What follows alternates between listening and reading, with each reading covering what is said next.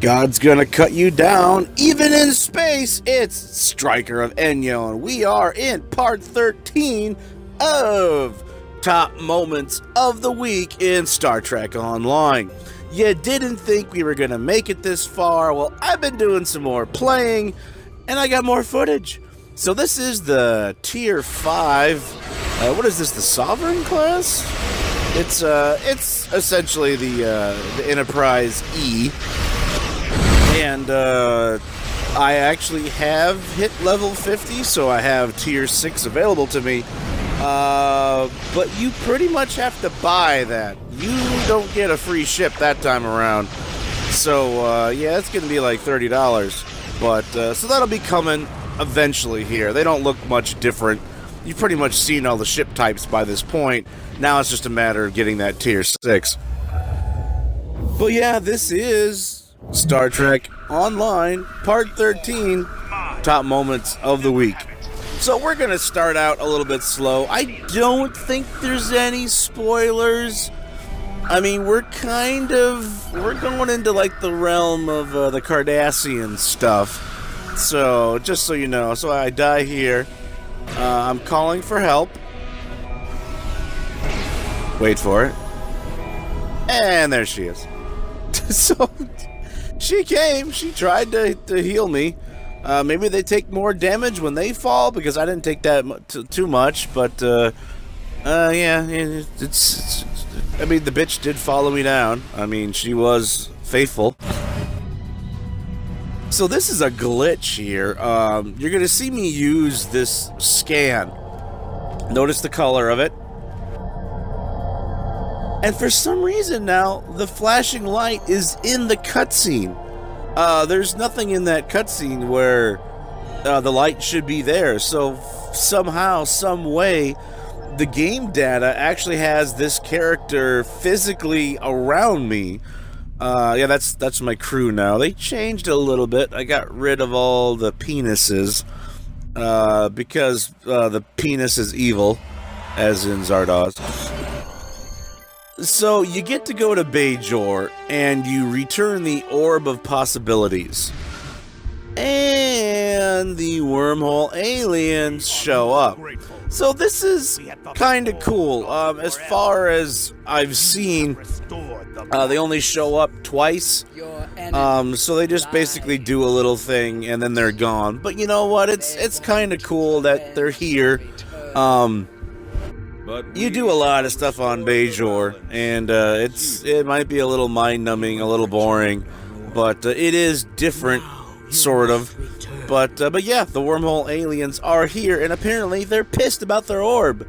So yeah, you gotta bring it back.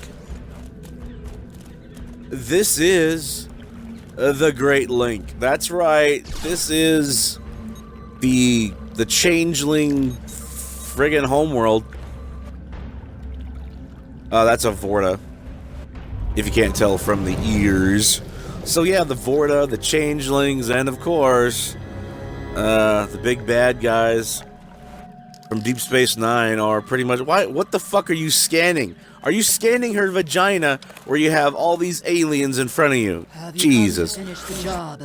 So, yeah, you get to see the changeling leader. You get to see them. Okay, so this was... Well, we already know that we saw the changelings, but did you realize... Well, I should... Whatever. This is actually the changeling from the Deep Space Nine series. Now, I don't know if it's the same actress, but the look is definitely meant to resemble that of the lady that donned the changeling mask from before, and I think it actually changed actresses anyway at one point.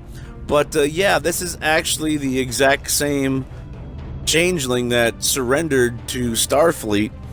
And, well, she says that she's immortal, so a few years here, which at this point it's been about 30, is only a minor inconvenience. And essentially you're grabbing her and bringing her back to use as a bargaining chip, because something happened to something that I don't want to quite allude to yet. If you don't want to have a spoiler that might be coming up, it's... Oh, I mean, founder. It's not really a spoiler, right? I mean, they fully modeled Deep Space Nine. Obviously, you're gonna go to Deep Space Nine, and there's gonna be some kind of story element that's gonna take place on Deep Space Nine. We have taken DS9 So, in your name, and yeah, you know, our campaign throughout it gets captured, all right? You fucking yanked it out of my dick hole. Deep Space Nine gets captured, and you gotta reclaim it. I know you, Karukan. But yeah, Failed us in the battle Florida, for the Deep Space Nine. changelings. We lost because I mean, they're you all did not the arrive. Catch Yourself White. It's all here, and it's all part of the Cardassian campaign. So it's pretty cool. You're not there for too long, but like I said, everything that you've seen in Star Trek basically makes an appearance in this game. So it's pretty neat. Number 3, top moment of the week is this ugly, ugly bitch. Dear God, put her back in the oven. She is not done. And what's her name? Cinezax? Sizag? What the fuck's wrong with your name? Paradiggle? God, dear Lord. It's like someone just took an ugly branch and fucking whopped you upside the head. Are you female? You're meant to be female. You gotta be kidding me. With that beer belt, God, just put her back. Number 2.